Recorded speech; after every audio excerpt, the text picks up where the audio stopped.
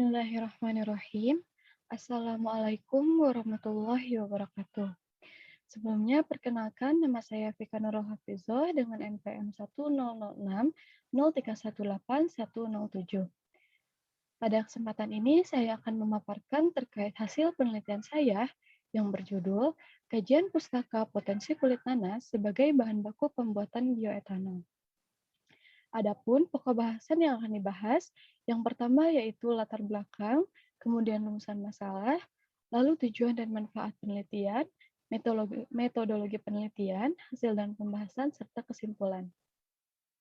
Yang pertama yaitu latar belakang. Industri pertanian merupakan salah satu penyumbang nilai ekspor di Indonesia yang menghasilkan limbah sebagai produk samping dan pemanfaatannya masih sangat terbatas serta memiliki nilai ekonomi yang rendah. Nanas merupakan salah satu jenis buah yang dibudidayakan di Indonesia. Produksi buah nanas yang tinggi menghasilkan limbah sebagai produk samping yang apabila tidak dimanfaatkan akan menimbulkan bau busuk yang tidak sedap karena adanya proses pembusukan oleh mikroorganisme. Limbah pertanian mengandung karbohidrat dan gula reduksi yang cukup tinggi. Oleh karena itu, kulit nanas dapat dimanfaatkan sebagai bahan baku pembuatan bioetanol. Selanjutnya yaitu rumusan masalah.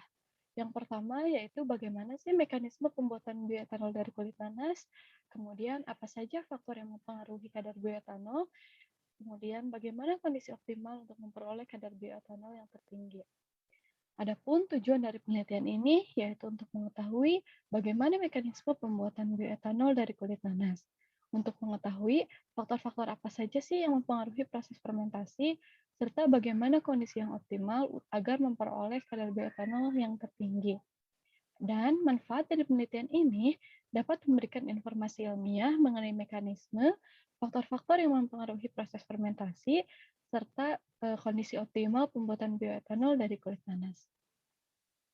Selanjutnya, metodologi penelitian.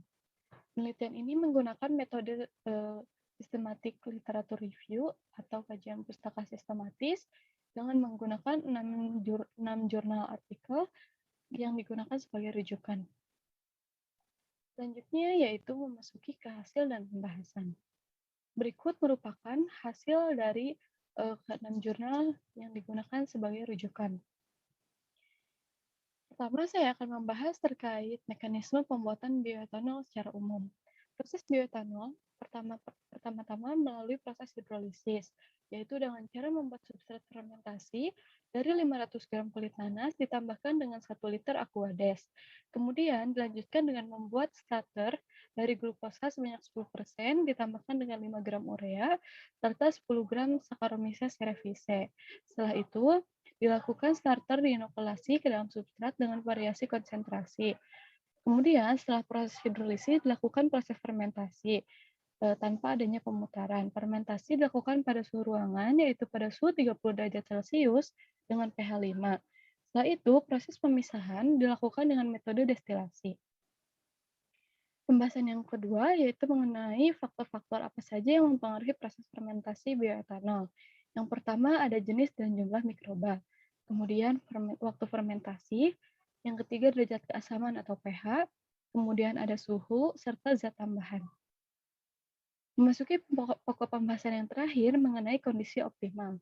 Berdasarkan ke-6 jurnal, kadar bioetanol tertinggi diperoleh pada penelitian Nur Hakim et al. Tahun 2019 yang menggunakan hamir Saccharomyces cerevisiae yang dimobilisasi ke dalam butiran alginat dan memperoleh kadar bioetanol sebesar 38% dengan waktu fermentasi selama 3 hari. Dan banyaknya Saccharomyces cerevisiae yang digunakan yaitu sebanyak 6 gram. Adapun kesimpulan dari penelitian ini, yang pertama, mekanisme pembuatan bioetanol dimulai dari proses hidrolisis, dilanjutkan dengan proses fermentasi dengan bantuan mikroorganisme, kemudian yang terakhir yaitu pemisahan dengan menggunakan metode destilasi. Yang kedua, faktor-faktor yang mempengaruhi proses fermentasi adalah jenis dan jumlah mikroba yang digunakan, lamanya waktu fermentasi, pH, zat tambahan, dan suhu. Yang ketiga, kondisi paling optimal untuk memperoleh kadar bioetanol tertinggi tidak dapat ditentukan, karena faktor fermentasi yang digunakan dari ke-6 jurnal berbeda.